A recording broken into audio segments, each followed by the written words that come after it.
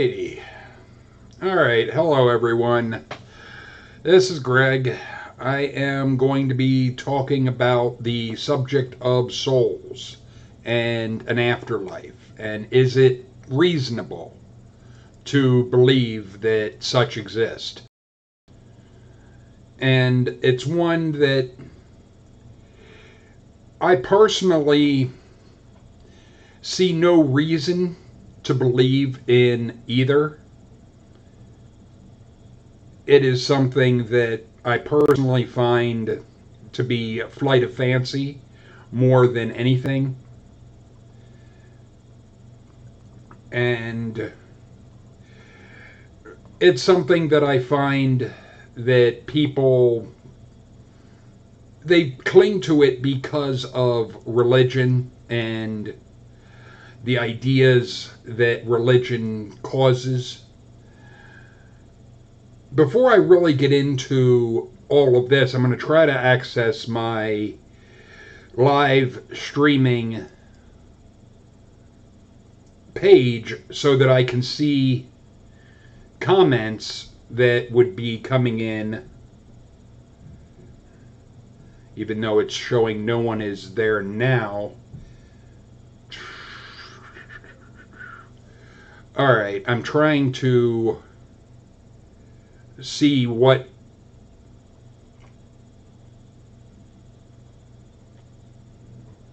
Alright, I'm not sure. It's one, I'm not sure at the moment if anyone is seeing this. So, okay, there's one person watching, but I can't at the moment see anything in the chat window because from my vantage point, I'm not in the chat room per se. I'm able to see the live streaming, but not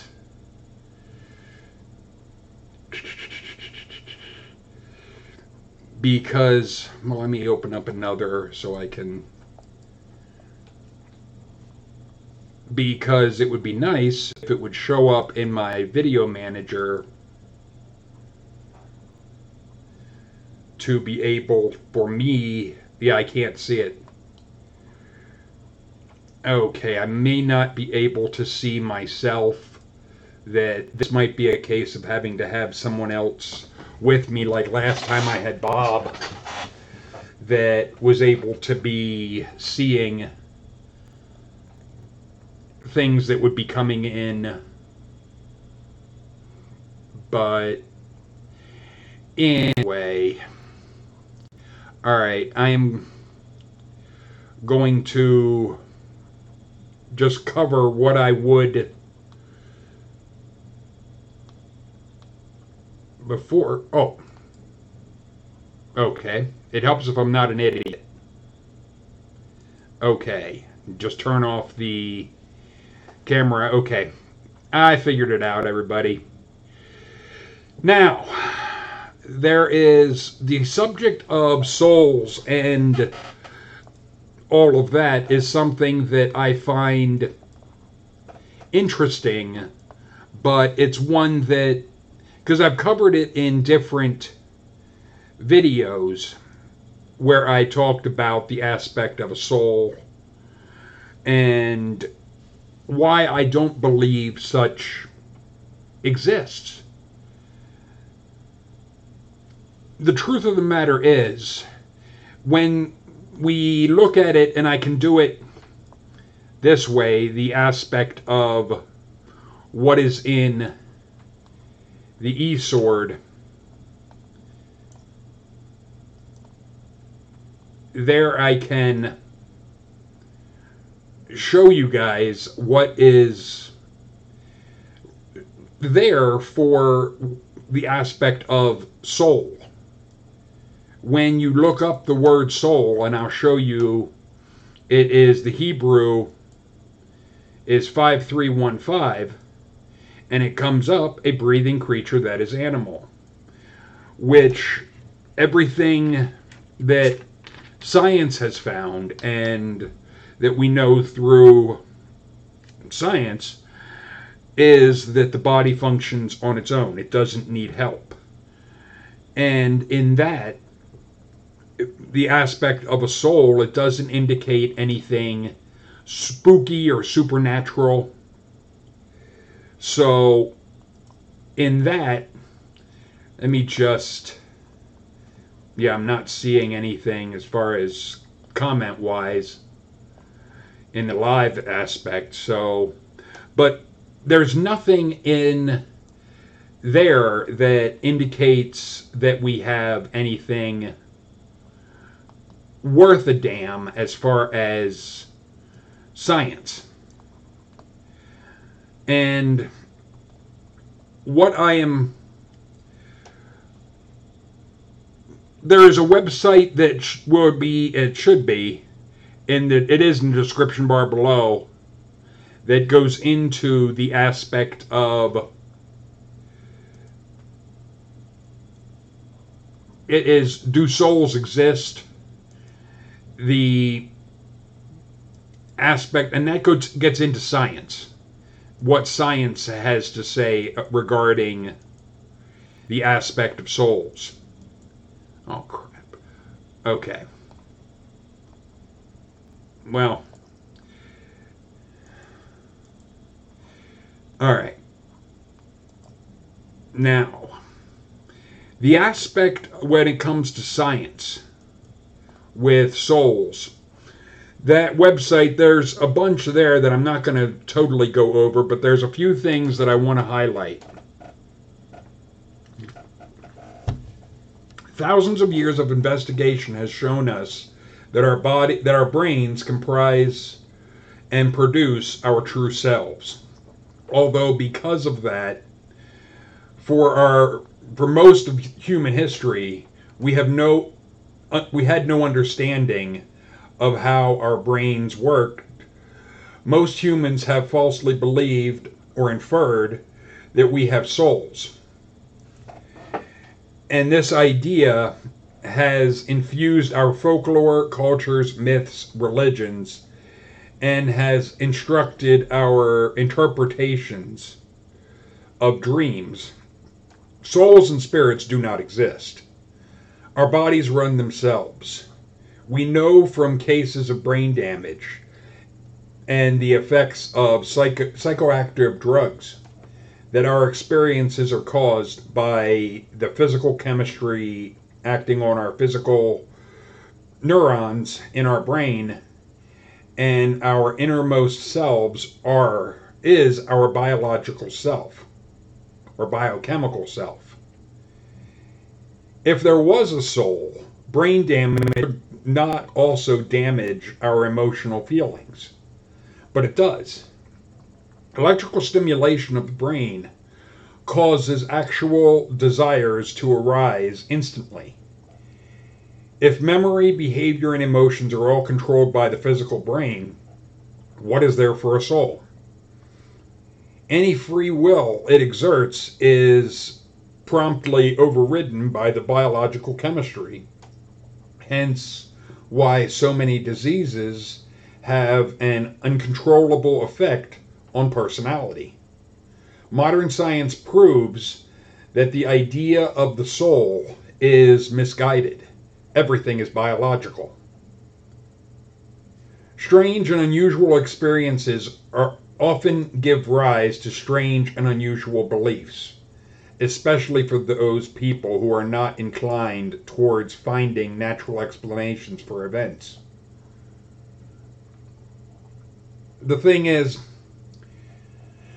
biological explanations aside, investigators have done things like place symbols high up in a room on a cabinet where a patient cannot see them. Those experiences of out-of-body experiences have never seen those symbols. And skeptics who have comprehensively reviewed such experiments report that the patient only ever sees what they already knew was there. In other words, the brain is tricking the patient into thinking they're having an out-of-body experience. when in reality it is only a subjective internal event.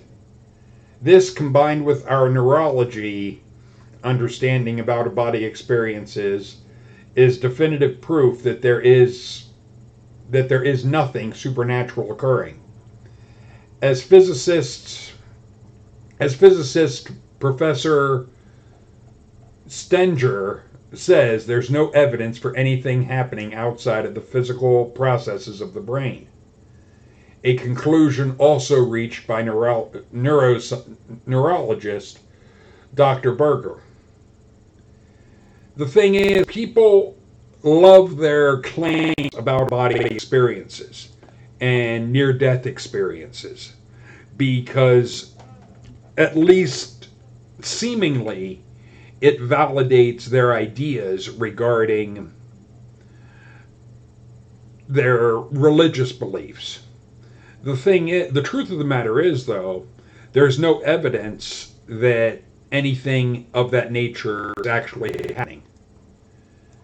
And it's something that, personally, I see no reason to buy into such notions. It is flights of fancy more than anything. It is people wanting to see things that fit their ideas, not things that would actually mean anything or be tangible in any way.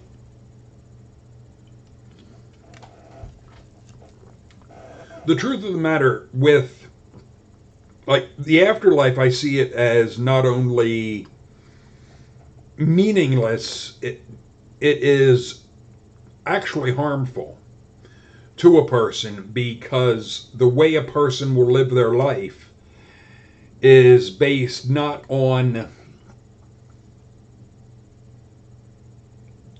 fantasies that they have. They could, but it's not a good idea. You should live your life based on what you know to be true.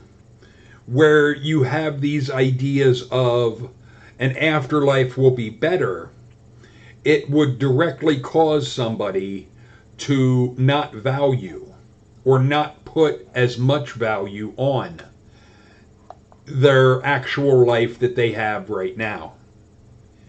And it's something that I personally don't believe that there's any reason to buy into, because, like is mentioned on that website that I have linked below, everything that is happening in the brain is happening on its own. The body runs itself. We don't need anything to be dictating what is going on with the body. We don't need to use the term, a ghost in the machine. The idea, like you will see with this picture, this is one idea of the soul leaving the body, but it doesn't work. In all actuality, not to mention the aspect of where it's the idea that there would be this soul, and that, like, you have this woman sitting there naked, and then the soul comes out and it's wearing clothes. Why would there be clothes? And there's another that I have that shows this, and this one is downright dumb, and this has been debunked. The 1901 Dr. Duncan MacDonald had tried to prove the existence of the soul and tried to say it had a weight of 21 grams. There is a problem with that, simply being, if this soul is immaterial, why would it have any weight at all? If it is a spiritual thing, why would there be any weight to it whatsoever? See, those are bullshit claims. There is also this idea, and I'll enlarge this so you can see it. It is the idea that the soul is the sum total of all that an entity has done with its free will consciousness. It's the entity's story, the product of complex memories. All entities develop unique souls as each builds a different collection of memories and experiences, resulting in different desires, hopes, and attitudes about life. Thus, the soul is this being that develops, and that was some PhD. The thing is, this is flight of fancy. There is no evidence to support that such a conclusion would matter, that such a conclusion is even valid. Because if there is damage to the brain, it can radically change the person's personality. So, if there is a soul, why doesn't the soul kick in? We see no evidence of that. And the truth of the matter is, if there would be some supernatural anything, then we should see some kind of evidence for that, not just the aspect of everything we see being the basis of biological function. Not a matter of does a supernatural anything exist. But I also want to point out the aspect of what is in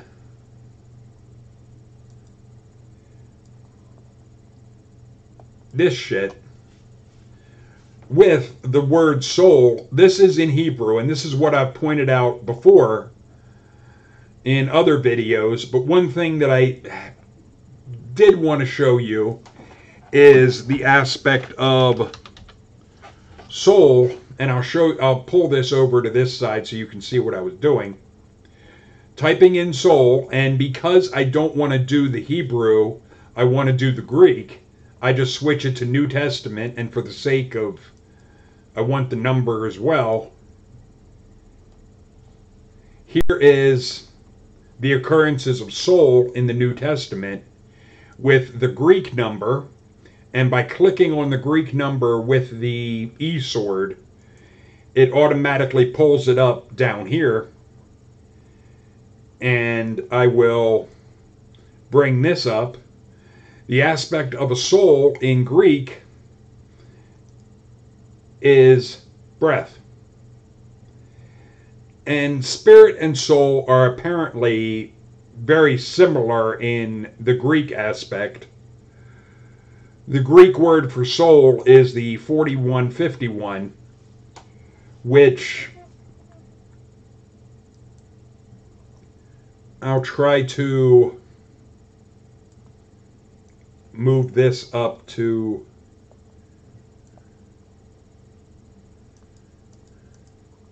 there it is. Here is the spirit in Greek, a current of air, that is breath. It appears to be the same definition as soul, that what we have is both soul and spirit in the Greek are breath. Whereas to contrast what was mentioned back in Genesis is this aspect of soul is a breathing creature that is animal. At least in the Hebrew, it separates and draws a distinction between the soul and spirit. However, the Bible itself is not evidence of a damn thing. If anything, the Bible, that is what is making the claim. Those are ideas that were presented by people back when we didn't know any better. And those ideas, strictly speaking, a lot of times they're wrong. They just don't have, those people didn't know enough to accurately record really anything other than their own pitiful observations. And even that, the ideas that they had were flat out wrong. But I see big problems with this idea of an afterlife, because there's a lot of videos on YouTube that have this stupid notion of hell. And that can scare the hell out of people, as I think they're designed to. Because it is designed to be a carrot and stick in order to get people to buy into a religious idea. And that is where I see harm in people buying into these unsupported claims. Because what you would have is somebody that would be living their life and making decisions based on bad data and threats that are really meaningless. That in the scheme of things, threats that people give, like this aspect of hell, they have no substance. And even worse, the aspect of an afterlife. There have been people that have, because of situations and so forth in life, decided that it would be better to end their life. And the religions like Christianity had to put in the no suicide clause because their mindset of this afterlife would be so much better than this life. It could cause people to kill themselves en masse, because what you have is a religion that is poo-pooing the life you have right now and preaching this message of an afterlife that'll be so wonderful. The problem with that is these religions have to have in there a no suicide clause so that their members don't off themselves in favor of this afterlife. And that is where you have a problem. You have a real problem with your religion. If you have your people killing themselves, you're not going to have many followers for long if most of the people that are following your religion are killing themselves. The thing is, Christianity put in this no suicide clause to prevent their followers from killing themselves, because they put in the, oh yes, if you kill yourself, then you go to hell. Well, that's convenient for them. Because, I mean, think about that. Think about how self-serving that is for the religion. If a God would exist and this afterlife type of shit would be so much better than this, why would it care? Why would it say killing yourself would be a bad thing? Now, I'm not promoting suicide. I'm very much against it in that regard, because I see it as you would be losing the only life you're really going to have. Because there's no reason to believe in an afterlife. There's no reason to believe that anything of that nature would exist or even could. Because who you are now is based on the experiences you had in life. Your personality is based partially on the genetics that you were born with, but partially also from the upbringing that you've had. They have done, like they did interviews with the serial killer who was really more of a mob boss, MrGoodNKinky, and they had examined his childhood to basically try and figure out why he did what he did. Why he was pretty much a serial killer or mob hitman. And basically what they had found is he was a sociopath. He was born with the genetics, the genetic predisposition towards being a sociopath. And that is one, in a sense, he had genetic bad luck. But it's also been raised, the question of if you would have his genetic background and his parents, you would be essentially him. That you would do the same things that he did. So it raises the question, where is free will? And that is where we run into big problems with the idea of a soul or whatnot, because if everything that we are is based on the experiences we have as a child, our family, our genetic background, the predisposition we have to whatnot,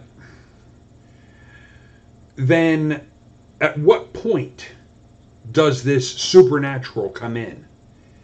And everything we're seeing points to there is no supernatural coming in at all, but rather that it is all about the experiences we have and the way our brain interprets what's going on. These are the things that dictate what we're going to be perceiving and viewing and believing. So it really, I see the idea of an afterlife and a soul as being harmful to a person's life, because it will cause them to, basically it would be like you have a ticket for a Powerball and the drawing is like next week, but you're living your life now as if you won. Well, I'm sure all of you can see the inherent problems with that idea.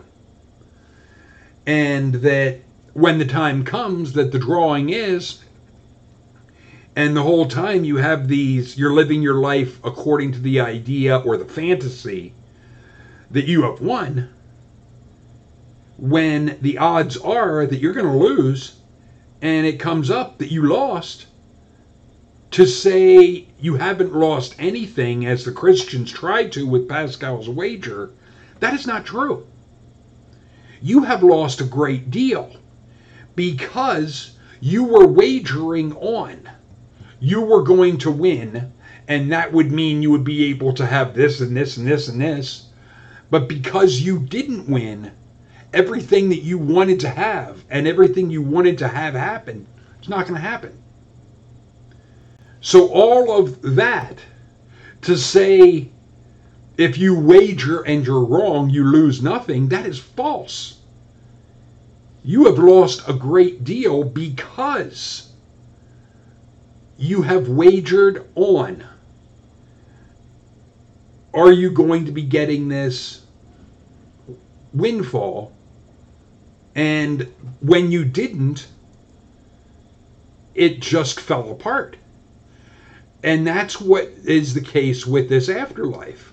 And the big problem with the afterlife idea is that by the time it comes, that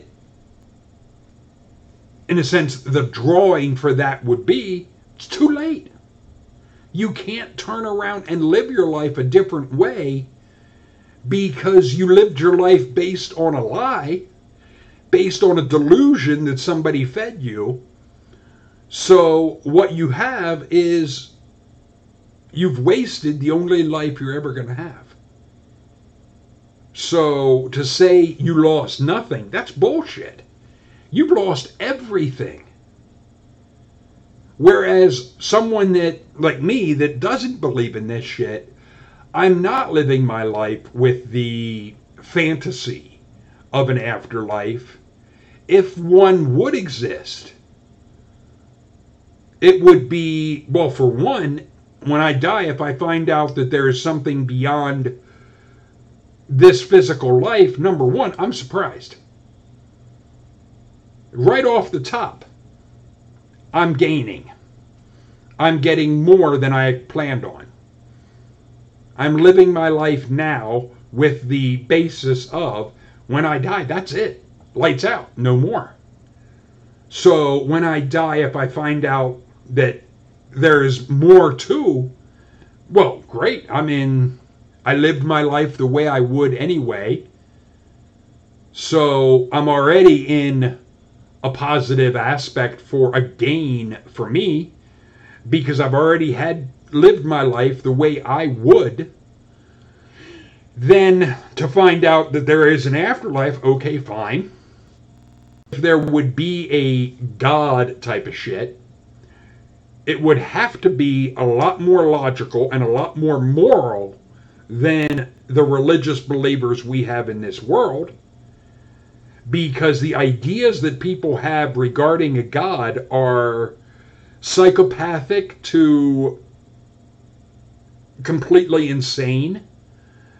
They don't show that you're good, they show that you're a fucking bully.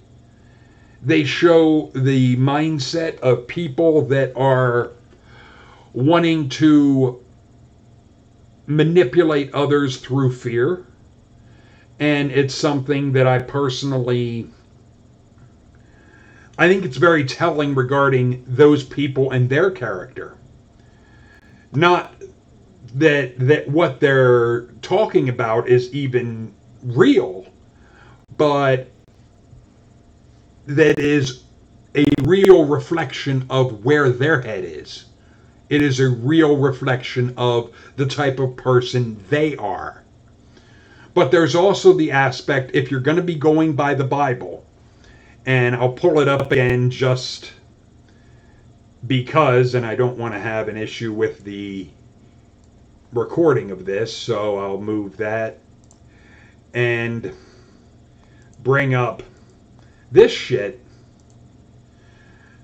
The thing with this is the Christians want to try and act like they have all the cards in their favor. No, you don't. You actually, if this shit would be right, if the God of this shit would be real, Christianity is wrong, because it would be the God of Judaism.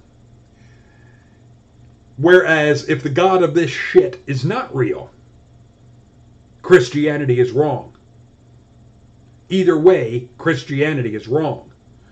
But what I find interesting, and it did come out in my interviews with Mark Powers, I would, in a sense, I don't have a problem with the idea right here that none of them can by any means redeem his brother nor give God a ransom for him. Of course not. No one else can pay for what you do but you. This flies in the face of what you hear with Christianity. That Jesus came to, and I'll even go into that is in stark contrast to Matthew 20, verse 28. even as the Son of Man came not to be ministered unto, but to minister, and to give his life as a ransom for many. You can't do that. That is immoral. And it is in direct conflict with. Let me just see if I can do a copy, and there is a notes aspect. I just don't use it too often with this. Okay. Yeah, I'm not seeing it at the moment. The aspect. Oh, there. Here it is.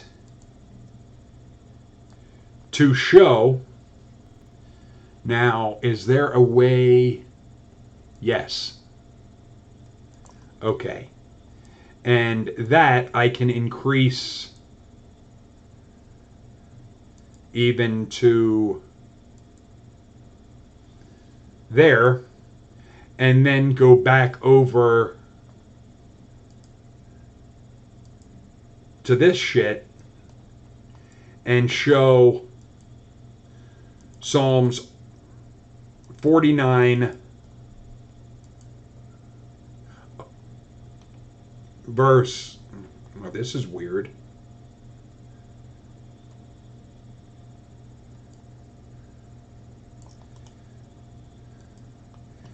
And then come up here and put it above, since it actually in the Bible comes before. And you can see, okay, it does all fit. None of them can by any means redeem his brother, nor give God a ransom for him, compared to what Jesus had said. And you can see the stark contrast, the direct conflict that there is between these two. So it's one you would have to make a choice. Who are you going to go with? Are you going to go with the God of the Bible, or are you going to go with Jesus? You can't say that they're one and the same, because it doesn't work. Their messages are in conflict with each other. Not to mention, this here, I agree with. No one can pay for what someone else does. Whereas this is wholly immoral. The idea that somebody can pay for what you do, I'm sorry, no. The raped woman remains raped. The molested child remains molested. The murdered person remains dead. Just because the person that perpetrated those things believes that Jesus died for them, that should not excuse what they have done. That very notion should be offensive to everybody. And the thing is, the fact that for the religious that it's not, the fact that the religious will find ways to justify and excuse that type of mindset, shows me just how wicked and evil they really are. It's not about what is your faith. It is not even about, do you have the right to believe whatever you want? You can believe whatever wacky bullshit you want. It doesn't make it true. And it is harmful because it's not only harming your life, it's harming others, because what you believe will directly impact the choices that you make. And the choices that you make can and will directly impact what you do to others. So even if you believe that anything you do can be washed away because you believe that Jesus died for you, then what is to stop you from going out and doing any wicked thing you want? And then acting like, oh, I believe Jesus died for me, so that pays for it. That washes it away. That is disgusting. It makes me wonder if these Christians would really appreciate somebody that would treat them that way. That it doesn't matter how they treat them. They believe invisible pink monkeys coming out of their ass saved them. So how they treat you doesn't matter. They're going to be rewarded. You don't matter. How is that not offensive to you? How is that not something that you should look at and go, that's bullshit? One, that's self-serving. Two, that's not moral. And if there would be, to use the term, like, because I was saying about the aspect of if there would be an afterlife and so forth, I'm already in a gain because I've lived my life the way I would now. And it brings to my mind something that I had seen in the first episode of Star Trek The Next Generation regarding Q. And Riker asking, what do we do with this Q watching our every move?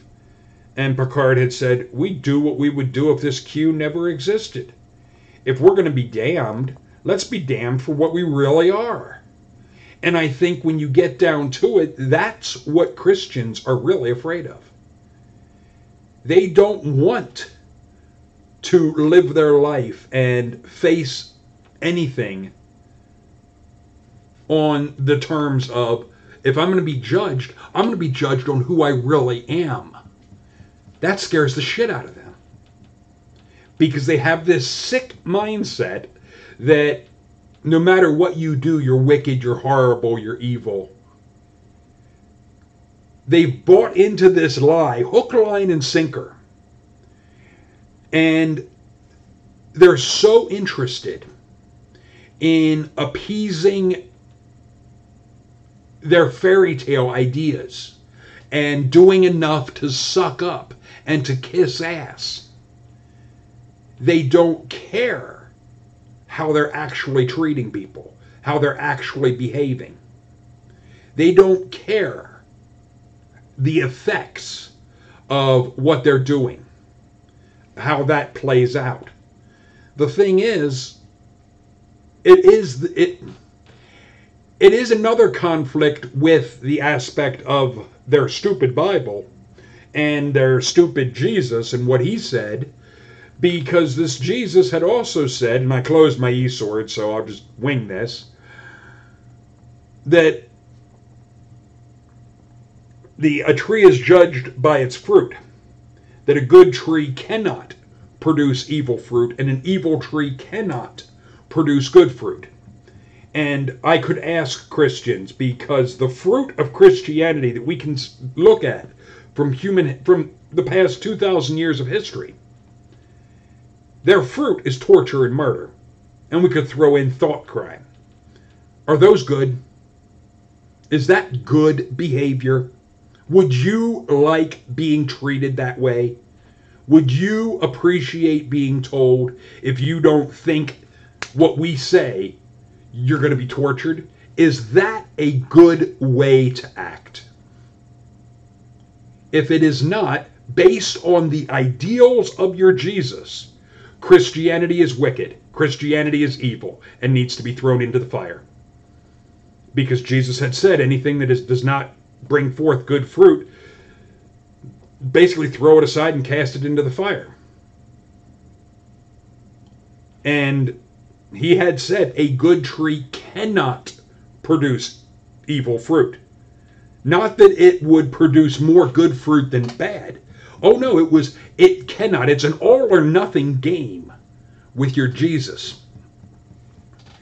But this is something Christians don't want to face. They don't want to look at what is actually there from this bastard. They want to cherry pick the pieces of it that fit what they're interested in. The thing is, it doesn't, in a sense, it doesn't matter how somebody is behaving when it comes to Christianity, when what you have is a belief system that is rooted in rewarding somebody for thoughts. But the aspect of if a God would exist, my attitude is it would have to be displaying morality that would dwarf what Christians are claiming. It certainly wouldn't be anything along the lines of what their Jesus had taught. So, based on logic and reason and just being a decent person, yes, I would be willing to, if a God would exist, yes, I would be willing to face it and be, this is who I am. I stood for these things because they were right, because it was the right thing to do.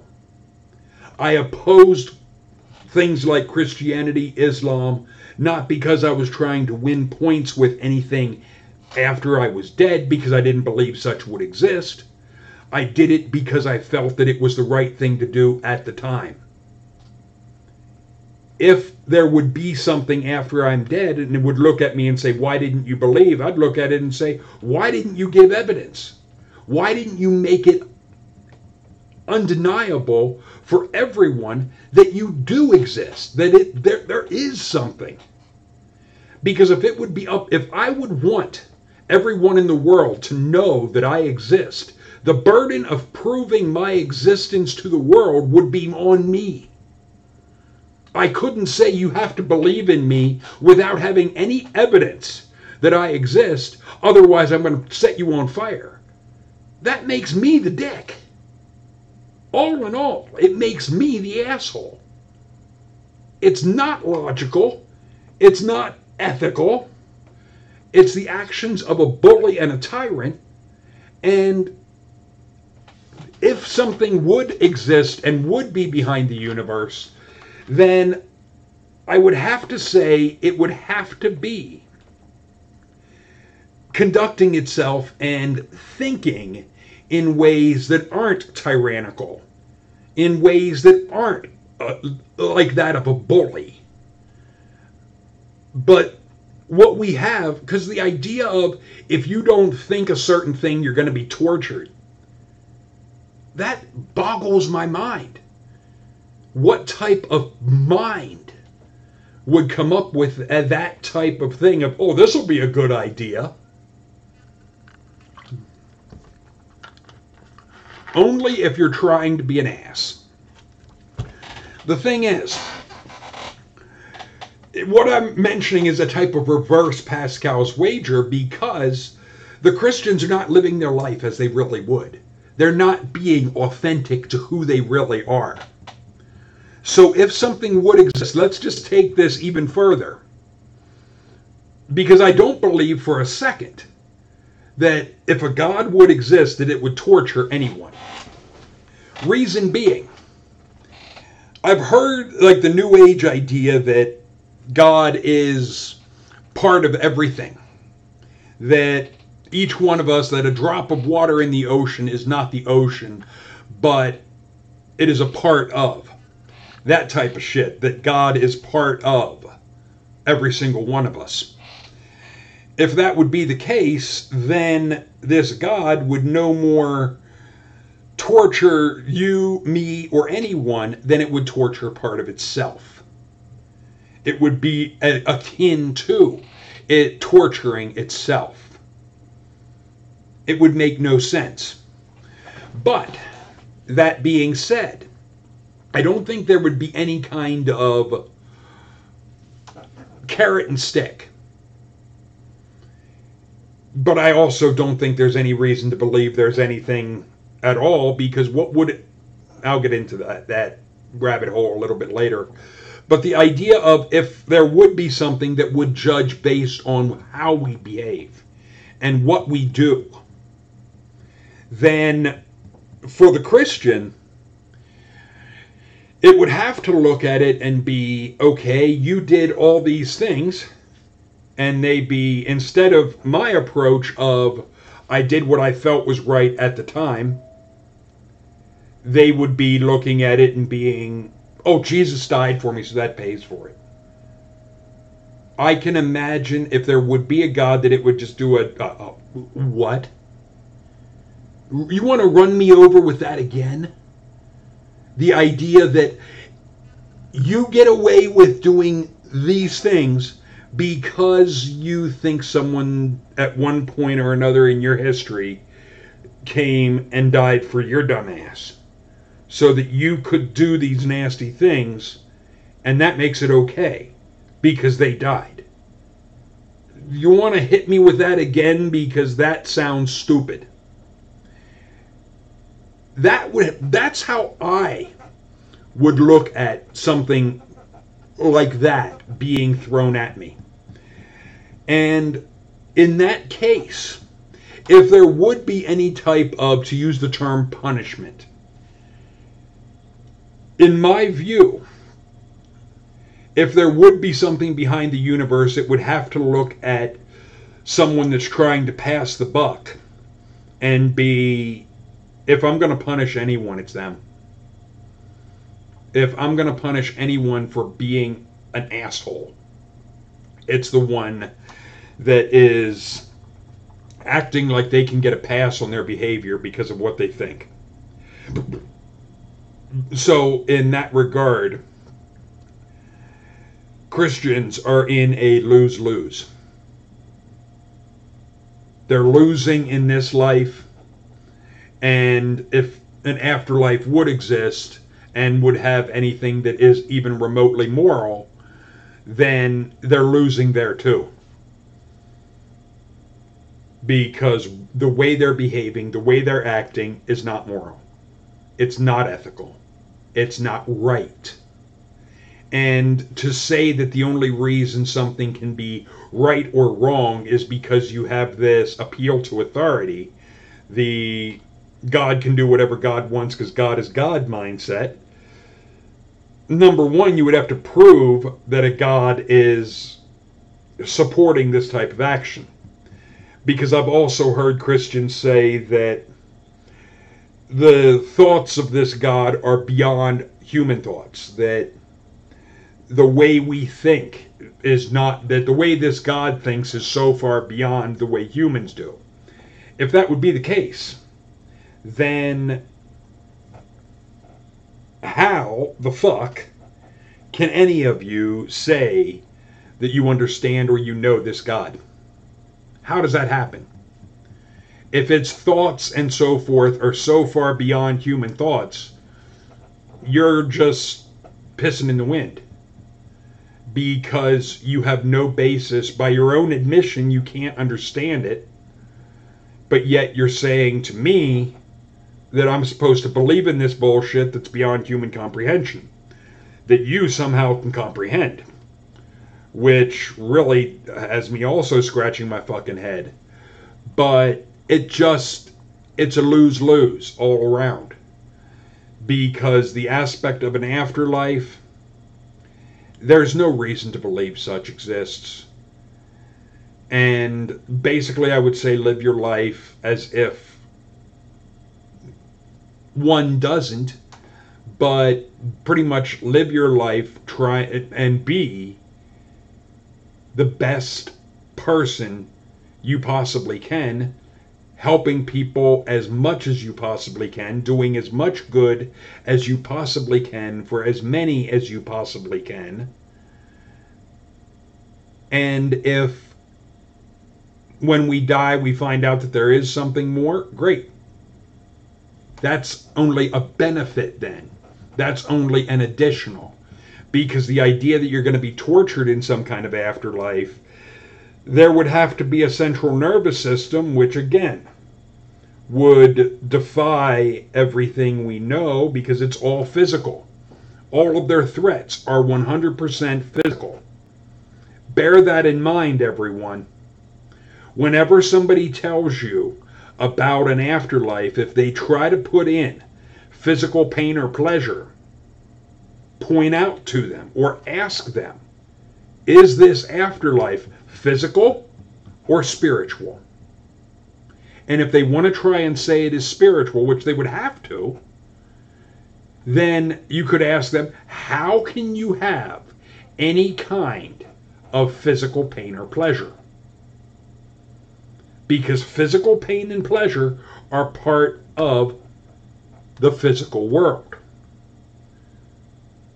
So they're at an impasse. They're at a point where they won't be able, there is no answer because there's no, they might try to give, as I've heard some stupid Christians try doing of, well, the fire is a spiritual fire. With that, I say, show me where it says spiritual fire in your Bible, book, chapter, and verse. Come on. It doesn't exist. They're making shit up. And then you could also point out to them where it's written in their stupid book of fables about what happens to those that add to the stupid shit of this book. And just kind of remind them, oh, you better give me book, chapter, and verse for that. Otherwise, these plagues are coming, according to your Bible. That if you believe this Bible, these plagues are coming. So you better be able to prove what you're saying, or you're really in for some deep shit according to what you believe. Or don't you really believe this shit? That's where the other shoe that could drop is you could find out, yeah, they'll mouth words because they want to try and cover their sorry self-centered ass, but when it comes down to it, they don't really believe it. The thing is, there is no reason. Everything about what I have found points to we don't have any type of, let's use the term afterlife. There is one other thing I wanted to mention, and it was said by Mukeo Kaku in 2014. Dr. Lambert placed pilots in an ultracentrifuge at the Mayo Clinic in Rochester, Minnesota, which spun them around in a circle until they experienced high G forces. As blood drained from their brains, they would become unconscious. And by carefully adjusting the velocity of the centrifuge, by turning a dial, he found that he could keep the pilots in this state indefinitely, allowing him to prove that this tunnel vision is caused by loss of blood flow to the brain.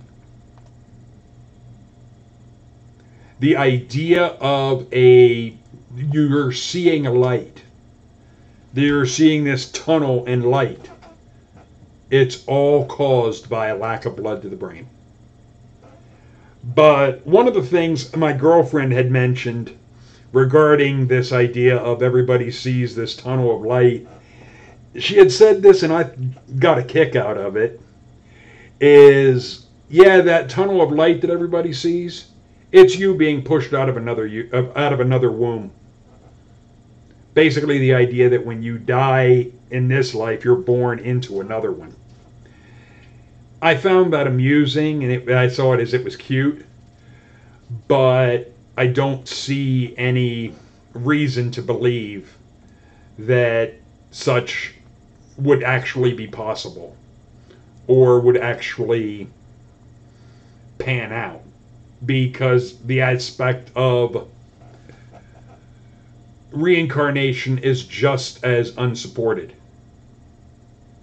Oh, the aspect of, and greetings, Benz and Free Spirit. I just hope there's sex in the afterlife. Yeah. Oh, my word. Yeah, that would be fun. But if you go by what the stupid figure Jesus had said, no, there's not, because it's written in the stupid Bible that there is no giving and taking in marriage. So that aspect, because if there's no marriage in heaven, you can pretty much guarantee there is no sex, because Well, sex outside of marriage, we all know with the Christians, that's a big no-no. But yeah, it really brings in problems. And if there would be an afterlife, I too, it sure as hell wouldn't be Christian in nature. If a God would exist, it sure as hell wouldn't be that sadistic. I mean, but one would hope that there would be sex. But Free Spirit had said that I think that religion is just plain out evil. No getting around it. I'm not for suicide, but will support human euthanasia for illness and ending suffering. Yes, I agree.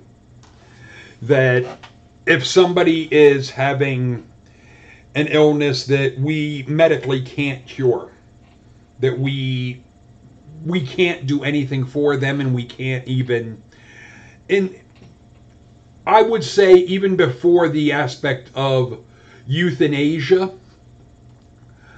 I would look at it and say, in cases like medical marijuana helping somebody, or even, I mean, let's just, if the person is terminal and there's nothing that we can do medically to help them, but drugs, even if marijuana wouldn't help them, all right, if morphine would, I really at that point feel it shouldn't matter. Because the person, if they're suffering and so forth, and they're constantly in pain, what the hell's wrong with basically for the rest of their natural life, have them whacked out on morphine, or have them high as a kite on whatever drugs they want. Because it's one, you have this illness that your time is limited, but you don't want to end your life, euthanasia type of thing. You want, okay, fine. I would be basically a rubber stamp of you can take any drug you want, blow your brains out as far as drugs go, because at that point, medically, we can't treat you. We can't do anything.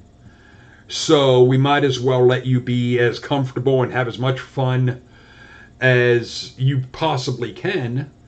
And I would say do it in a controlled environment so that a person would be able to, that they could do that they could take that stuff and do that type of thing without having to worry about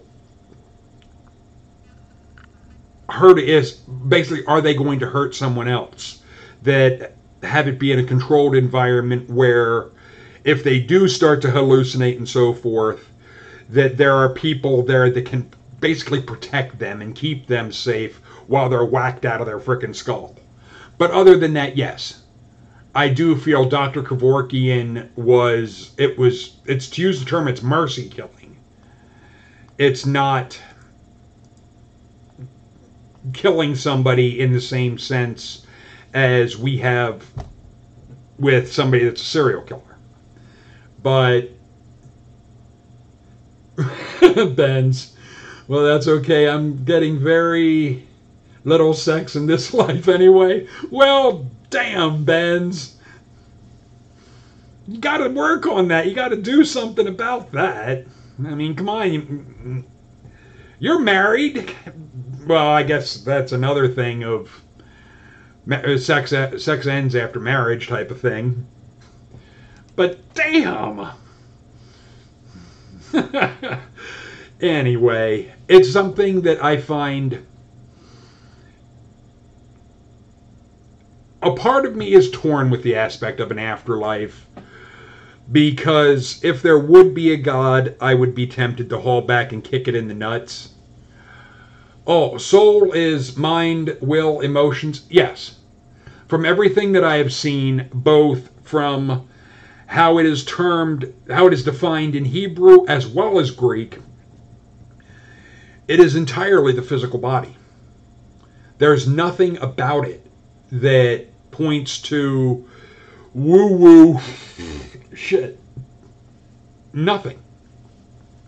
It almost seems like those ideas came about after all this bullshit was made up. That back when this bullshit was made up, that people were looking at it as physical. That because there's the phrase of I haven't seen a soul, or there's no soul's been around, there isn't a soul in here type of thing. That type of thing, we're not talking about Casper. People should just be really clear on what it is they're meaning when they say there's no soul shit that we can see. And yeah, it's just, it really, I don't see why there should be. Yeah, oh, Miss Nugget, yeah, you're late, but it's all right. I can keep going if people are pretty much finally staggering in. But we aren't our brains, though. We're just... Actually, we are our brains. That our brain is basically, it's all of that. Our brain is the only way we understand anything. We just use this hunk of meat to upload and download information. Well, everything that's coming in is coming in via, like when I'm reading this, it's going, my eyes are seeing it and sending the information to my brain that is interpreting it, and then the answers or what I say is coming from my brain, processing and considering what is an idea that's come in to give the answer that I feel fits that. Basically, I don't see anywhere where there would be a ghost in the machine. If there would be a ghost in the machine, I'm wondering, where is it? What is it doing? And to give a little bit of a nod back to Ben's, what is my soul sitting somewhere in my head or whatnot, just jerking the fuck off? Because obviously it's not doing a whole lot as far as giving me any kind of help. It would be appreciated if there would be such, but there's nothing. There is no reason to believe that a soul would be interfering with the physical function of the body. Because one of the things I would point out, Eddie, is if somebody has damage to part of their brain and their personality changes, does their soul change? Or where some try to say that, like, the feelings that we have, that's from the heart, or that the soul is in the heart. What about someone that has an open heart transplant? Are they having a soul transplant? That is where, to try and say that a soul would reside in any one part of the body, it would really raise questions like the aspect of animals. Some do have the attitude that animals don't have a soul. Okay, why? Especially primates. Especially given that primates can exhibit a lot of the same behaviors and a lot of the same traits that we have. Why wouldn't a primate have a soul, if a soul would exist at all? I think we have to grow a soul? What, is this like a chia pet?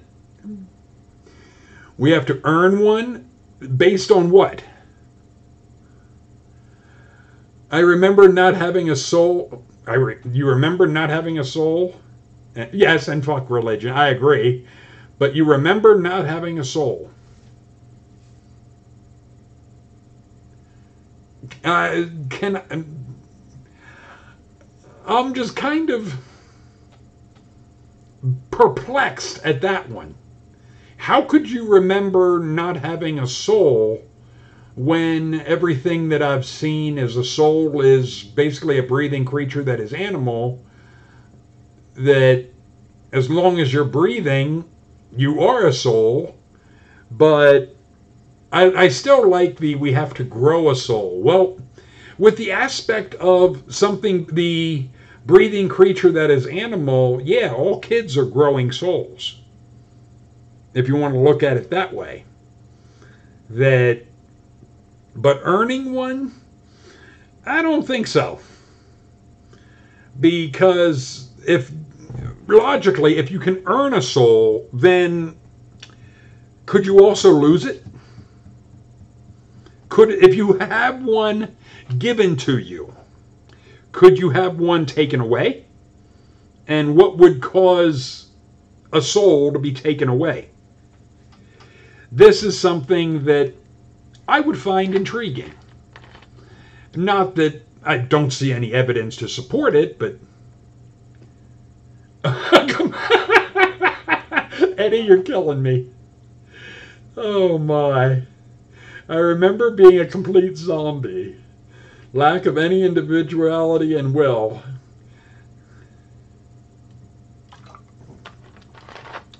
Well, what I would ask Eddie is, and what drugs were you on when you remember being a complete zombie?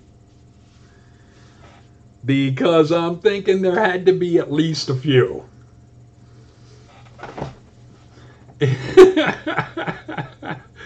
Anyway,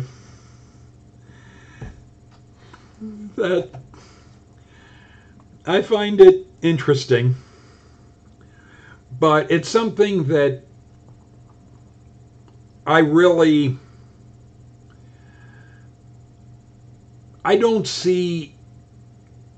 see no reason to change how I live my life based on this idea of could an afterlife exist.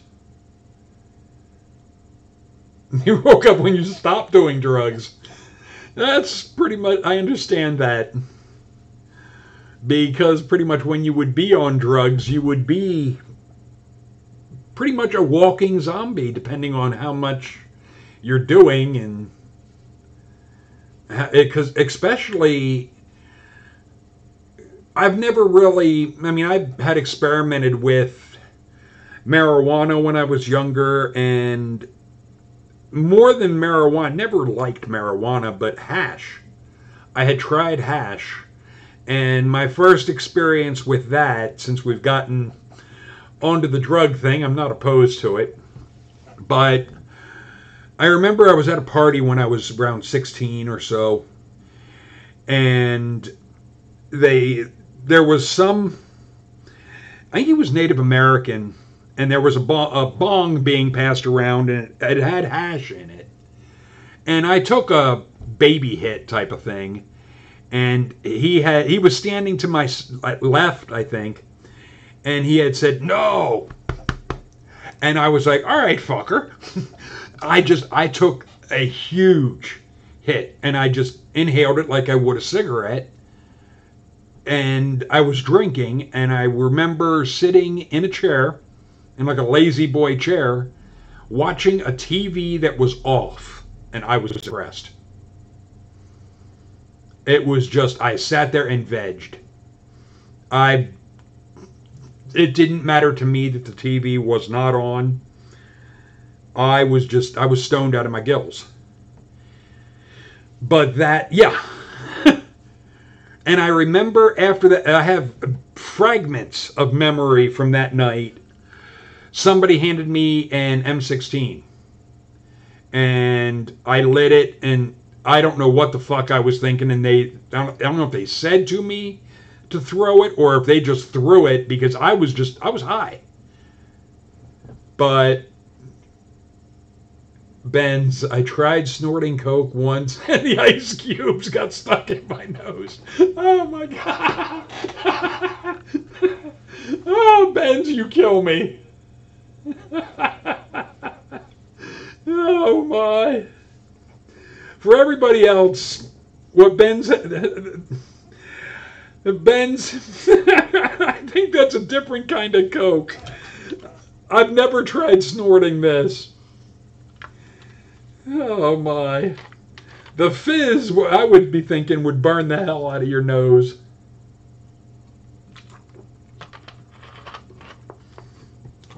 Oh my word. Anyway. But yeah, the aspect of drugs, I've never really... I remember when I was a teenager, I read an article regarding cocaine that said that it could make you lose the interest in sex. And I don't know if it's true or not, but for me, that was enough for me. I didn't want cocaine ever. It was just... If it was bullshit, then it was basically whoever wrote it. It worked for me because I just not interested. But I've tried marijuana, but not, to use the term, intentionally.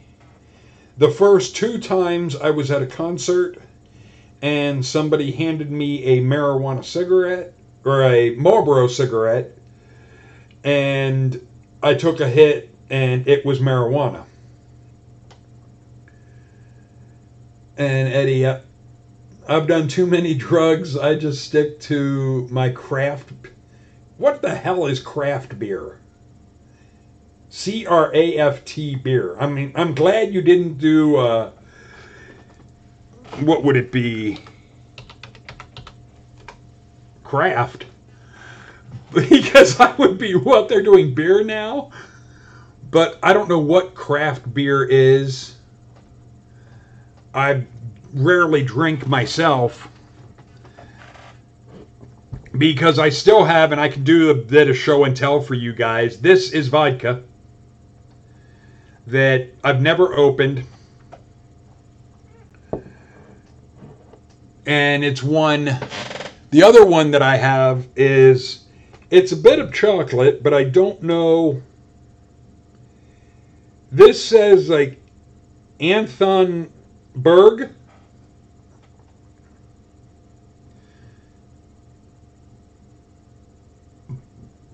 Friend of mine that knows I like chocolate.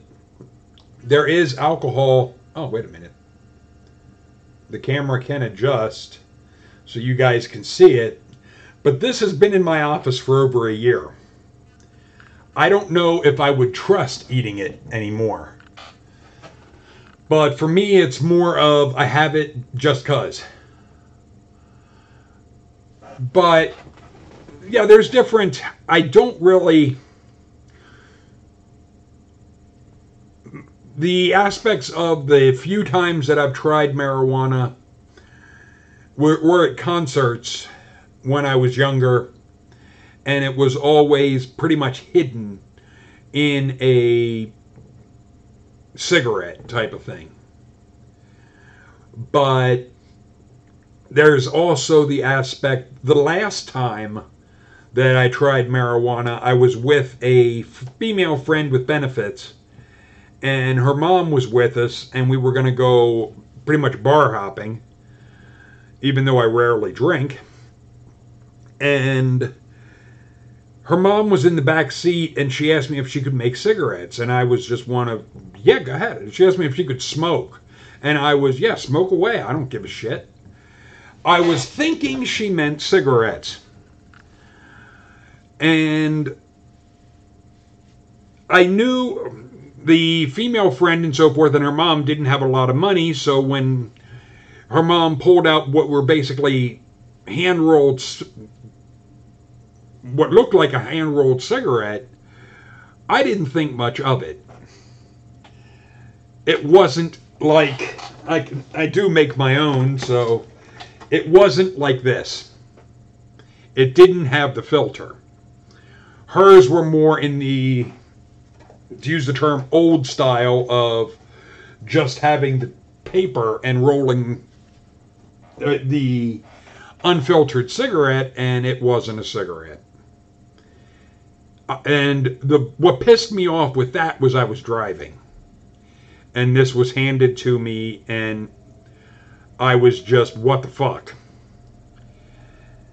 Because I didn't like how it caged my mind.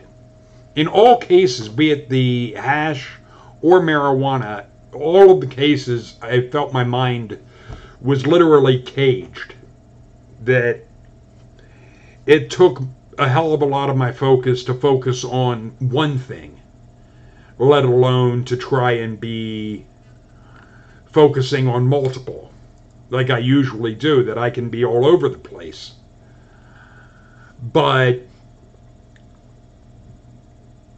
it took all of my mental focus to stay on the aspect of driving in order to get us home, to get them home, and then get myself home.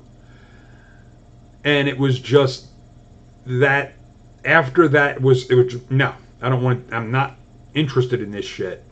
Especially when somebody will basically, as I see it, blatantly put my life and theirs in danger because of trying to introduce a drug to my brain. My brain doesn't need any help. I can be whacked out enough on pure air. I don't need help to be any of that shit. But, alright, well, that's the extent of, to use the term, the drugs that I've tried in my life, other than like sleeping pills and so forth. But, oh, there was one other thing I wanted to show you guys, because I had showed you some in a video of a spinner type of thing that I had gotten. That, yeah, and it is, before I spin the damn thing, it is alien heads. 3 alien heads on here that you can... It was something that I had gotten when my girlfriend, when I ordered this, and this shows up best if I don't have it plugged in. It's an alien head, it's cute, it was cheap, it was like $20. But this, it spins if you give it a little bit of help. They say, it says on the package, the aspect of stress relief and, yeah, stress and anxiety relief. I don't see where it would relieve any stress or whatnot, but I don't stress that much to begin with. And the only other thing that I've wanted to show you, this my girlfriend got basically for free. She just had to pay shipping and handling. It is a pocket watch that basically, and to show you, it is a watch. And the front of it is Star Trek. Yeah, I'm a Trekkie. It's a cute little thing. I would never actually take it out anywhere. But the only other thing that I have, then I've had this for quite a while. It's got dust on it. I think it came on an ice cream cake. Is the Enterprise. And this is the original Enterprise with Captain Kirk and so forth. But it's one of those, this I just have sitting above my computer. And one of the first gargoyles that I had gotten, I got this when I was working at the adult bookstore in my 20s because it fit me. The aspect at the time, being at the adult bookstore, pretty much the sleeping gargoyle or the bored gargoyle, I thought it was cute. Yeah, Star Trek is awesome. I liked the original series, but the one that I liked the best or the most was Star Trek: The Next Generation. that was one that really I enjoyed. Now, there is one I have, it's a CD. I don't know if you've ever, Miss Nugget, have you ever heard the Alien Voices, Spock versus Q? This is something, I know I've heard it on, some on YouTube and so forth. There's two different productions that Leonard Nimoy and John Delancey did with the Spock versus Q. And this is really, their performance, it was great. It really was. I mean, Leonard Nimoy is no longer with us, but he really did a great Spock. And in the second one, they switch.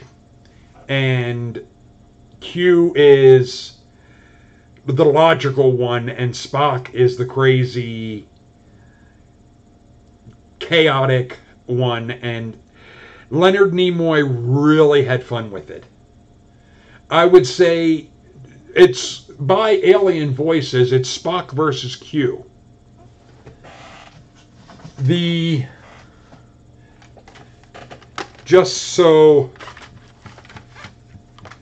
first one was just Spock versus Q by Alien Voices. The other was Spock versus Q, the sequel. They are they're very good. And actually, since I have you guys here, I'll give this a whirl and see how, as long as you guys are interested in hearing this, I can give it a shot. And because it's not really you don't really see anything, it's more of an audio. It's an audio banter between them, and let's just use my Winamp, because let's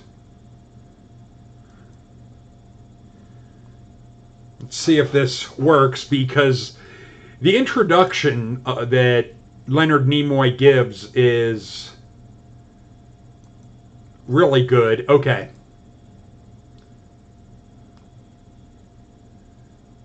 Okay, my Winamp is loading. Okay. All right, there is...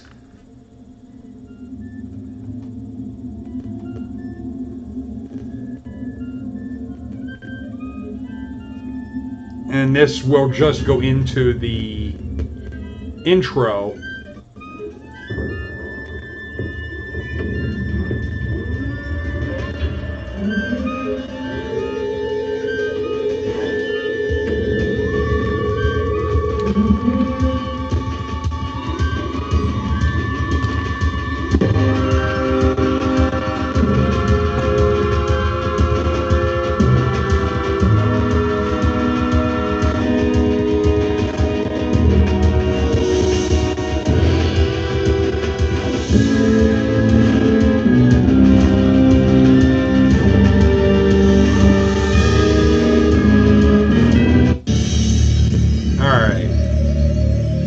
Skipped ahead a little bit.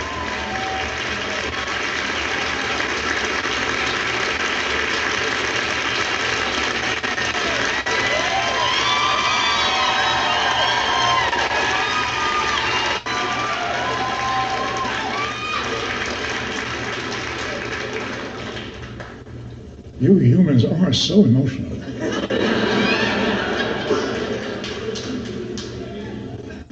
As former science officer of the Starship Enterprise, special ambassador to the Federation, and retired citizen of planet Vulcan, I offer greetings. I have been studying some of your more prominent newspapers. The subject matter is not exactly fascinating. I would venture to conclude from reading these papers that the favorite topics in this order are sex, political scandal, sex, and sports. The favorite playing cards are the race card, the gender card, and the phone card. The favorite advertisements offer hair restoration, psychic email, and weight loss without exercise. Highly illogical. This is mere distraction. I know you humans to be curious about more than just pampering your inner child.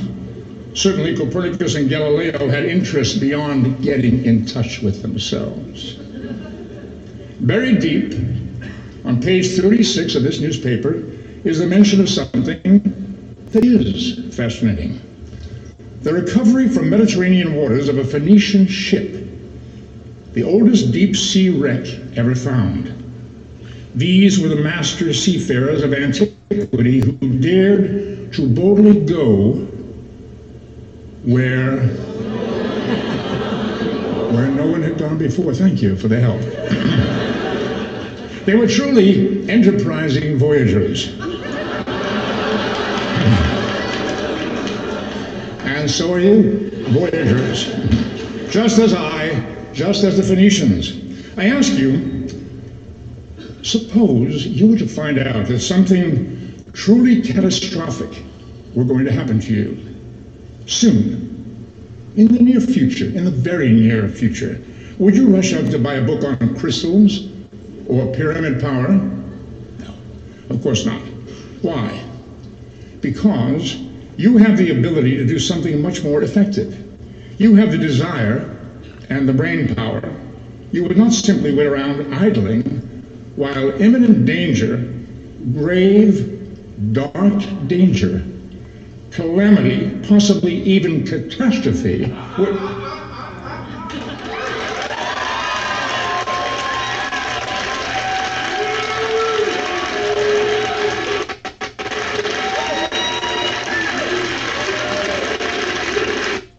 Naughty, naughty, naughty!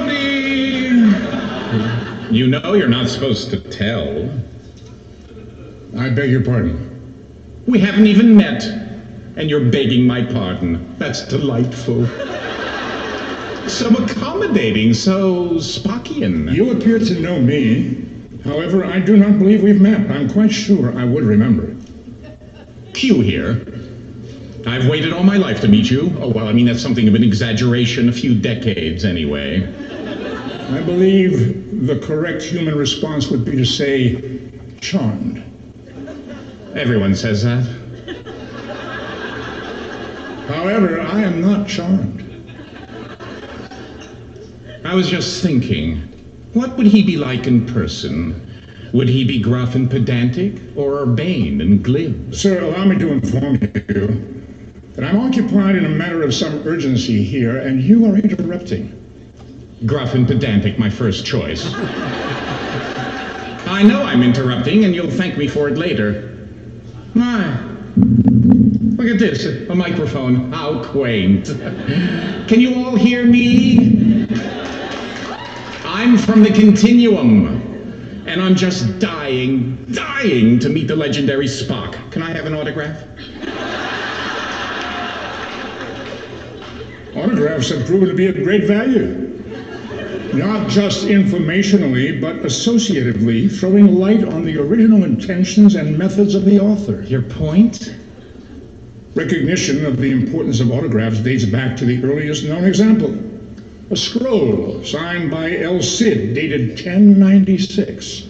Now, of course, the practice of collecting such signatures is widespread. Look, I just want your autograph, Spock. I mean, what are you desperately trying to say?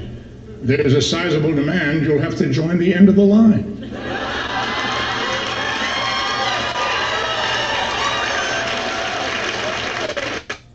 Anyway, that...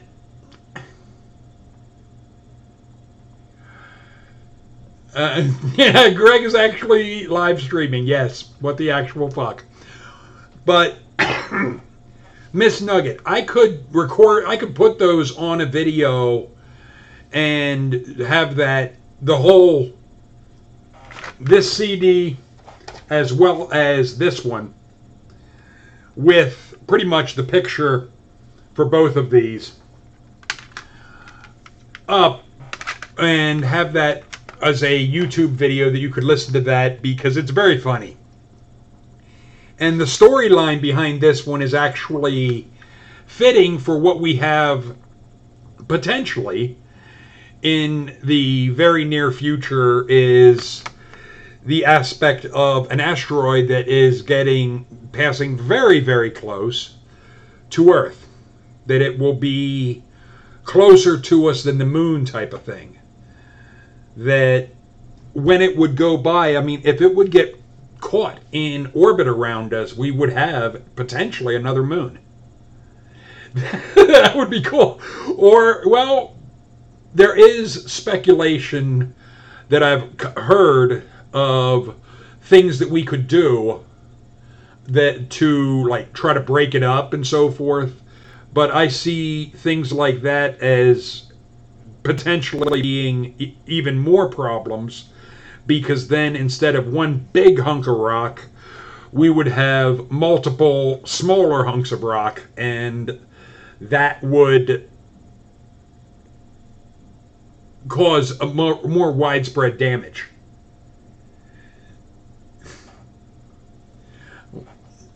What's up, Secular TJ? Anyway, but yeah, it's the aspect of an asteroid being caught in orbit as another moon. That would be, the Star Trek thing? Yeah. I'll work on doing that and see about having that up tomorrow or so, because it's something that I think people would get a kick out of. And these are the only two that were done like that. This one has some of it that is video aspect, that what's on this CD I would also include probably on the second video. What little bit of video that is on that I would include as well, so you guys could see it. Because I've had these for quite a while. They came out in '99 is when the last one.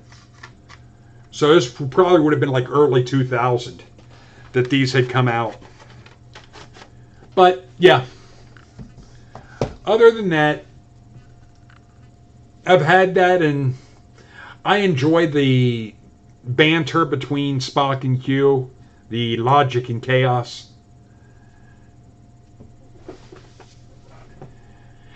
But yeah, Secular TJ, no, I wasn't ranting in this video. Well, I did somewhat of a rant on religion, but when I rant about religion, it's hilarious. Well, I appreciate that, but it was more of the aspect of I don't see the value in the idea of a soul. There is a website that I have linked in the description bar below that goes into, from a scientific standpoint, the aspect of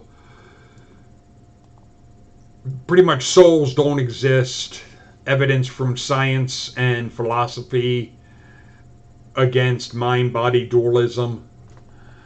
It's an interesting article, and it pretty much has science poo-pooing the idea of a soul and so forth, and I agree with the scientific position, because there's no reason to believe that these things exist. But this video will be up in my playlist, so Secular TJ, if you missed the beginning of it, I'll let you pretty much catch up with that. A soul is a living entity that is animal. Yes, according to the Hebrew, the aspect of a soul is it is a breathing creature that is animal in Hebrew. In the Greek, it is, and you'll see this when you see the beginning part of the video, I show the aspect of, in the Greek, soul is breath. And I also show what spirit is in the Greek, which is also related to air or breath. So basically, soul and spirit in the Greek are taking the same approach of its breath. So what it indicates to me is that the ideas that a soul is some kind of ghostly body, that would have come about long after the 1st century. That back at that early time, people were not looking at it and thinking of it in that way. And it also should correlate with the idea that everything in the afterlife ideas are physical. Which, because to me it's one, if there is an afterlife, a spirit type of shit, you couldn't have physical pain and pleasure. It simply wouldn't work. And that is just, I don't see the value. Not only do I not see the value in these type of ideas, I see it as these ideas harm what a person will do in their life. Because they'll live their life based on the ideas of a religious dogma, but not be authentic to who they really are. That if a god or whatnot would exist, then it would have to look at things more from the aspect of pretty much, if I'm going to be judged, I want to be judged on who I really am. And that's where I think the religious don't want. That's something that they would be more afraid of than anything. Because they have this notion that that everyone is horrible, wicked, and deserves to be tortured. And that, I think, that shows just how sick and evil their mindset is. Because where I'm coming from and the frame of mind that I have, I would say everyone's not sick, twisted, and nobody should be tortured. I would say there are some that have displayed those characteristics, and I think those people need to be separated from the rest of us because they've demonstrated an inability to function in a civilized society.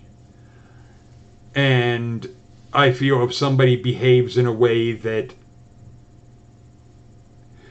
is counter to what is beneficial for others and so forth in a civilized society, then that person needs to be removed from society because they've displayed that they can't function in that. So, in that regard, because we don't have the ability to fix someone. And if a God type of thing would exist, it would have the ability to fix any defect that would have been in the brain of somebody. Because one of the things we don't know is if people have a either mental disability or a defect in the brain. Even those, there are those that are diagnosed by doctors as having a defect to some degree or another, But I'm partially wondering if all these people that are prone to buy into conspiracy theories left and right, that everything's a conspiracy, if there's partially something's going wrong in the brain. That yes, there are some things conspiracy theory wise I find interesting, but when somebody is clinging to those ideas and doing so with ignoring evidence and ignoring anything that doesn't fit their narrative, then there's something wrong. If there is a hell, there's nothing constructive about the notion. I would agree. Punishment has been created to deter a person from doing the same thing again and rehabilitating the person. Well, that's the thing. Torture is not punishment. The whole doctrine of hell is straight up immoral. It teaches nothing, it changes nothing, it proves nothing.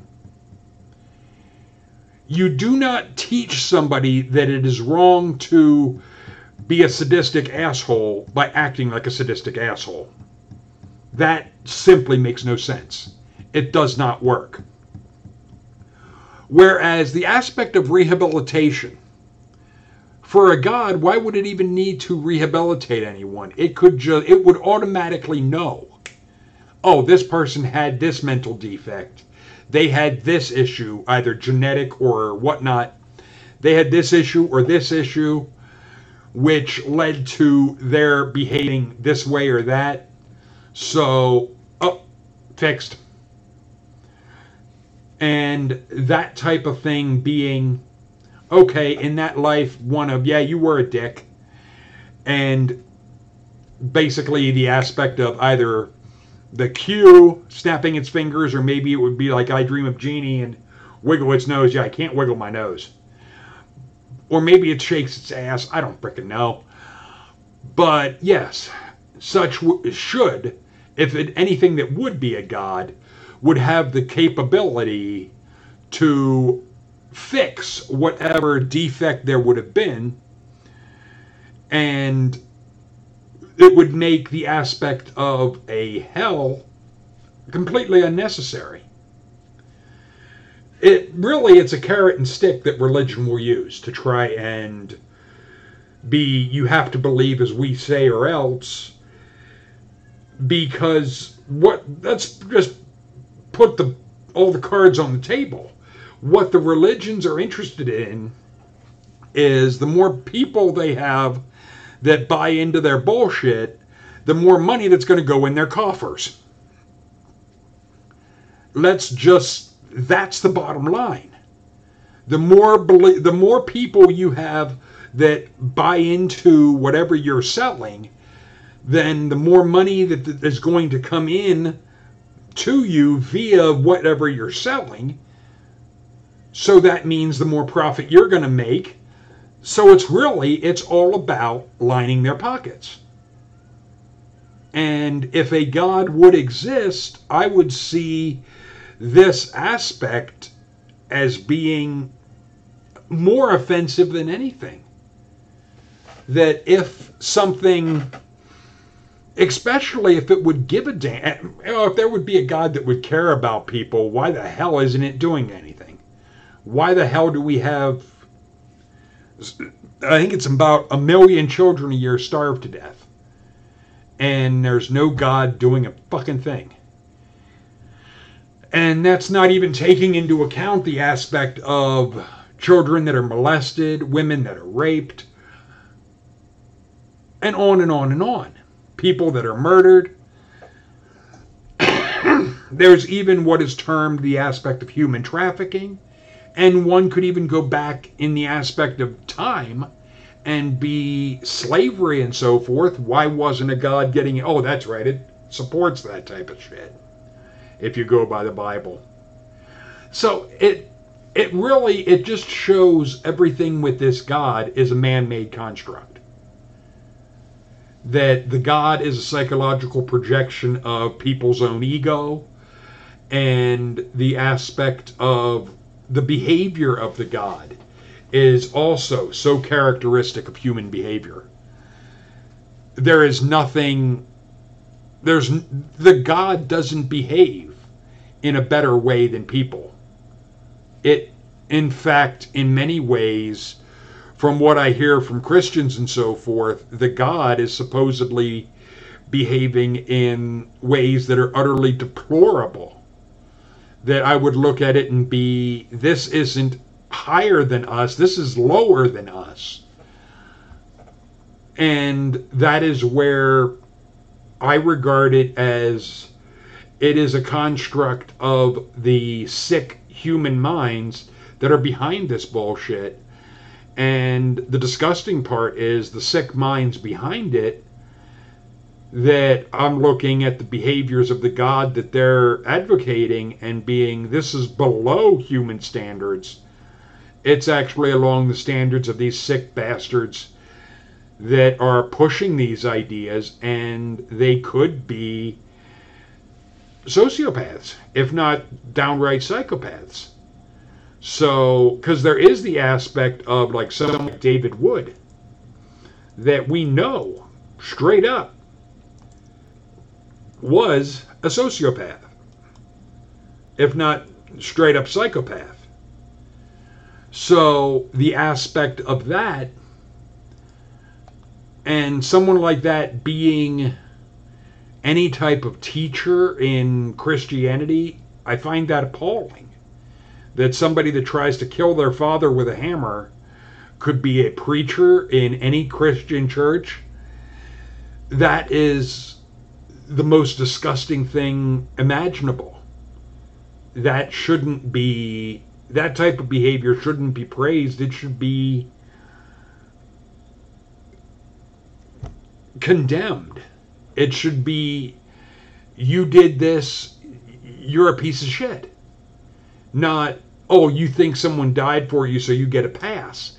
That is immoral on all counts. Because someone like that, they only care about themselves. They don't give two shits about anyone else.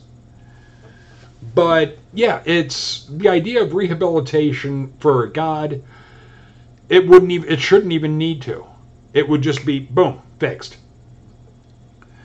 And in that, but in the aspect of a heaven, I wouldn't want to exist somewhere where it would be constantly kissing the ass of some cosmic overlord. That, what purpose would there be in that? The idea of living forever to mindlessly praise some narcissistic bastard? No, the only difference, because that would be a type of hell too. That the only difference between the heaven and hell in the Christian version is temperature. Because if you have to constantly, if the Christian heaven is a non-stop church service, and the hell is a non-stop torture, all right, either way, you have, on the one hand, you have torture, non-stop praise of some fucking God. On the other hand, you have torture. So it's Christians. You're telling me my choices are torture or torture. That the only difference is temperature. Well, given the fact that I wouldn't have a physical body to register physical heat and so forth, then I will take the non-kissing ass type of torture, because it's torture or torture. And it just, the whole thing, it's insane. Because I had heard years and years ago, back when I was a moderator of a satanic website, this stupid bullshit of these Satanists saying that they to use the aspect of they'll be burning in Satan's love. And I'm thinking, if that's your idea of a good time, we do have gasoline matches. You could be in frickin' bliss tonight. But these people, that's not what they really want. That's not what they're really saying. They'll mouth these words, but they don't really. Now, there are some crazy people that have set themselves on fire. So I guess I maybe should give a disclaimer of, no, I'm not advocating this. But this is the type of stupid shit that people will say.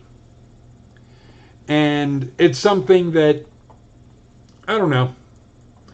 Anyway, yes, Secular TJ, the rest of you guys, just so you know, I will be trying to do a live video at least once a week, be it probably like Saturday or Sunday. I could do another live video tomorrow if you guys want. It would just be a matter of time frame wise, it would also probably be around the same time.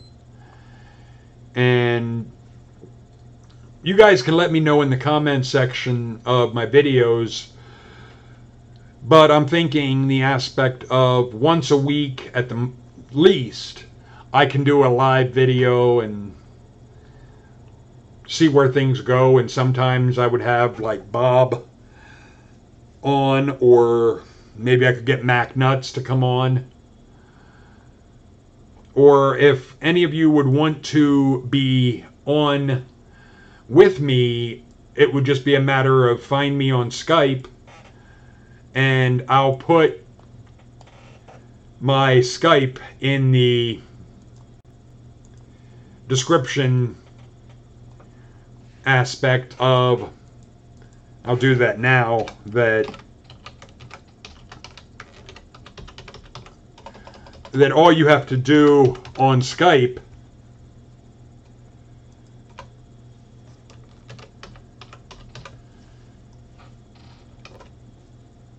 on Skype, it's MrGoodNKinky, and I have that there. Now it's in the description bar. That if you would want to, in a sense, be part of a show at some point, or a part of a video where we're discussing something, that would be the way to go, because my Skype is the method that I use for that. Oh, and before I close this, Secular TJ, Abrahamic religions offer nothing apart from Stockholm Syndrome. I would agree. You will be imprisoned in an indomitable despot. You will have to press your lips to its colon or suffer a fate worse than death. Yeah, there's a visual. I wouldn't want to have the, well, there's a visual to leave people with. But to be fair, Secular TJ, from the interviews that I've done with Mark Powers, Judaism has no threats of torture after someone is dead. That at least Judaism, from what Mark had said, there would just be the aspect of you simply wouldn't exist. You would, pretty much the grave would be the end for you. And in that, I would say that is probably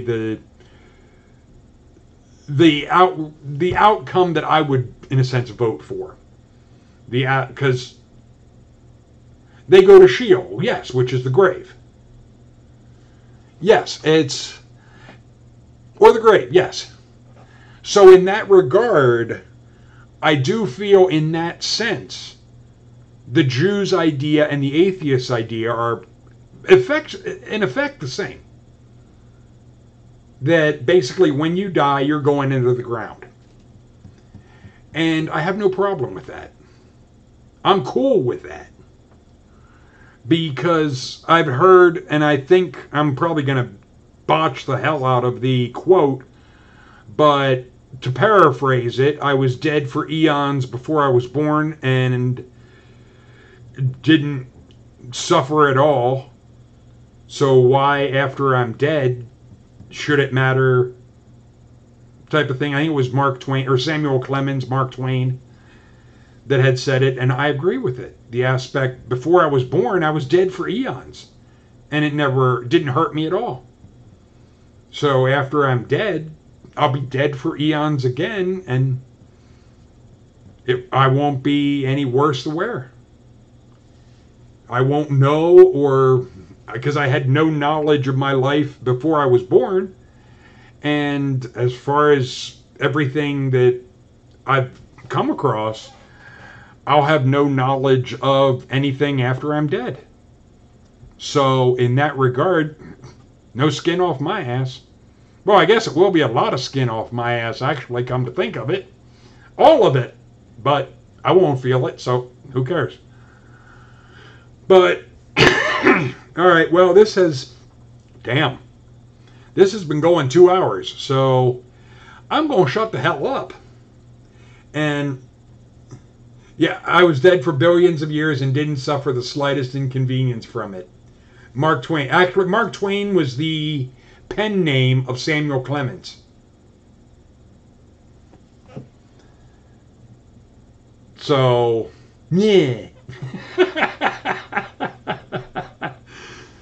That the writer's actual name was Samuel Clemens. That Mark Twain was a pen name. But I appreciate the input, and I want to thank you guys for coming on, and